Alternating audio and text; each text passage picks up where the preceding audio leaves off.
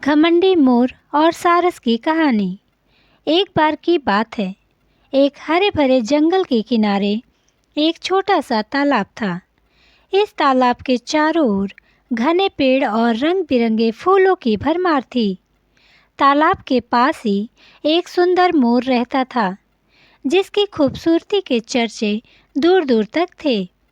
मोर का नीला हरा चमचमाता पंख, उसकी नृत्य कला और उसकी मदमस्त चाल सभी का मन मोह लेते थे।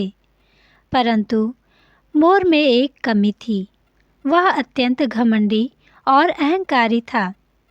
मोर को अपनी खूबसूरती और नृत्य पर बड़ा घमंड था। वह दिन भर तालाब के किनारे अपने पंख फैलाकर नाचता और जंगल के अन्य पक्षियों से अपनी तारीफ करवाने की कोशिश करता।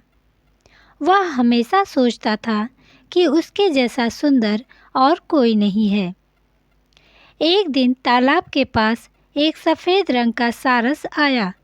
उसकी लंबी गर्दन और पतले पैर उसे एक अलग ही सुंदरता प्रदान करते थे। सारस शांत स्वभाव का था और अपने काम से काम रखता था। उसे दिखावा करना बिल्कुल भी पसंद नहीं था।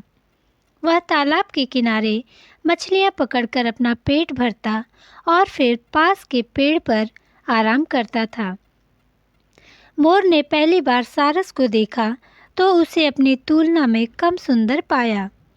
उसने सोचा, अरे यह तो साधारण सा पक्षी है, न इसकी पंखों में रंग है, न कोई आकर्षण।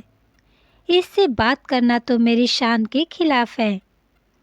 एक दिन मोर तालाब के किनारे अपने पंख फैलाकर नृत्य कर रहा था।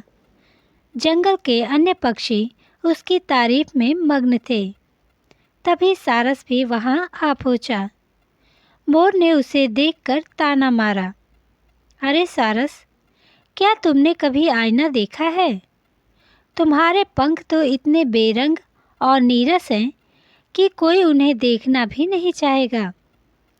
सारस ने शांत स्वभाव में जवाब दिया, मोर भाई, सुंदरता सिर्फ बाहरी नहीं होती, असली सुंदरता हमारे गुणों और कर्मों में होती है।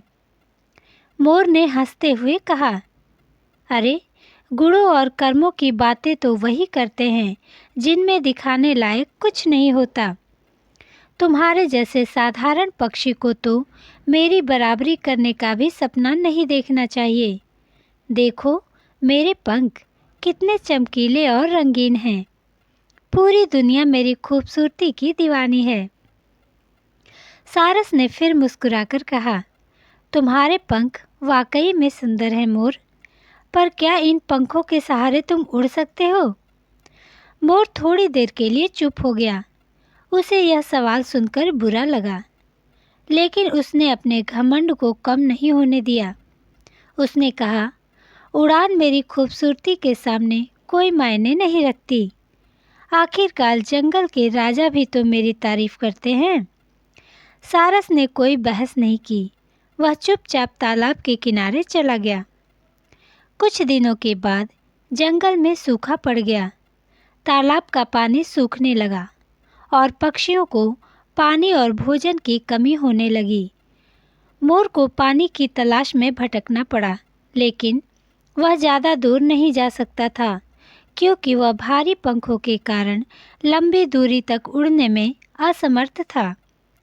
उधर सारस अपनी उड़ने की क्षमता के कारण दूसरे जलाशयों तक पहुंच गया। उसने पानी और भोजन ढूंढकर अपनी भूख मिटाई और फिर वापस लौट आया। उसने देखा कि मोर भूख और प्यास से परेशान है। सारस ने मोर से कहा, मोर भाई, मैं तुम्हारी मदद करना चाहता हूँ। अगर तुम चाहो तो मैं तुम्हें उस जलाशय तक लेकर चलूँ जहाँ पर अभी भी पानी है। मोर ने पहले तो अपना घमंड दिखाया, लेकिन भूख और प्यास के कारण वह मदद लेने को तैयार हो गया। सारस ने अपनी पीठ पर मोर को बिठाया और उसे जलाशय तक ले गया। जलाशय तक पहुंचने के बाद मोर ने पानी पिया और राहत महसूस की। उसने सारस से कहा, मुझे माफ़ करना सारस भाई, मैं अपने घमंड में अंधा हो गया था। मैंने तुम्हारी सादगी और गुणों की कदर नहीं की। तुमने यह साबित कर दिया कि असली सुंदरता गुणों और परोपकार में होती है। सारस ने मुस्कुराकर कहा, कोई बात नहीं मोर भाई, हर किसी को अपनी गलती का एहसास करने का मौका मिलना चाहिए। उस दिन से मोर का घमंड टूट गया और वह अपने व्यवहार में सुधार लाने लगा।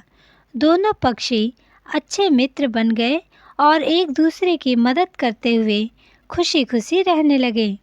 तो दोस्तों, इस कहानी से हमें ये शिक्षा मिलती है कि हमें अपने जीवन में कभी भी घमंड नहीं करना चाहिए। सच्ची सुंदरता हमारे गुणों, हमारे व्यवहार और हमारे कर्मों में होती है। दिखावे से ज़्यादा महत्व सादगी और परोपकार का होता है। तो दोस्तों, कैसी लगी आज की ये कहानी हमें कमेंट करके ज़रूर बताना और चैनल पे नए हैं तो चैनल को लाइक और सब्सक्राइब ज़रूर करना। Thank you.